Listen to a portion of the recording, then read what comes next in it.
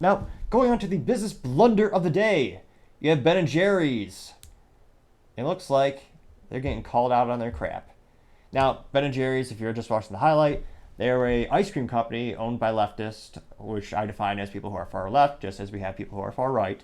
And on the 4th of July, Ben& Jerry's thought it'd be a brilliant idea to tweet a message that says, to the effect, Mount Rushmore is on indigenous land. It was stolen from indigenous land. We should give it back.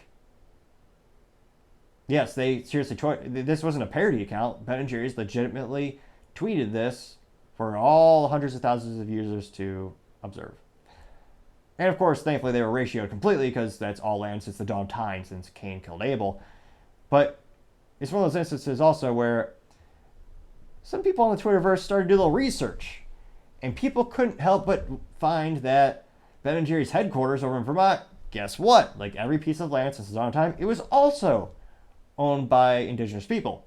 Now, interestingly enough, in this case, those people, the ancestors, are still around. Now, you actually have that tribe. They're tweeting back to Ben& Jerry's saying, we'll take it back. So specifically, you have Don Stevens. He's the chief of the Noligan band of the Kusuk Abenaki tribe. He told the press that Ben& Jerry's headquarters was on their native land, and he looks forward to speaking with Ben& Jerry's on how they could better benefit the indigenous people. Now, I don't know if you want to call this a political move, a cultural move, a business move. A brilliant move by Don Stevens. Because it's going to force Ben& Jerry to either pay millions of dollars in restitution or put up a sign or give some land back. It's going to cost Ben& Jerry's something. If they do nothing, they're going to lose sales from people on the left who follow the company because, of course, their hypocrisy, they're two-faced charlatans they would be called out appropriately as, because this is directly in their control. They have control of Mount Rushmore. They can complain about that all day long. It won't cost them a penny.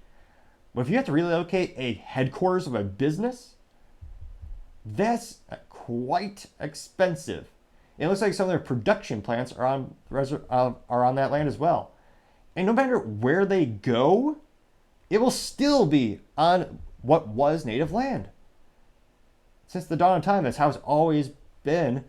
You can't change that fact. They might legitimately buy land, like they'll pay for land 25 miles down the street, and someone will do some research and go, oh, wait a minute, that was also owned by this different tribe.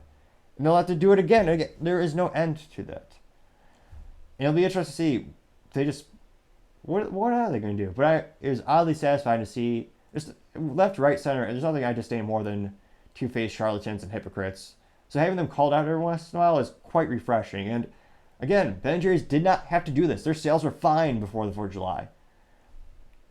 But because they wanted a virtue signal, they wanted to get involved in politics and bring up a interesting thing no one was thinking about yesterday about their plant or their company, now it's going to cost them something. So that has to be the business blunder of the day.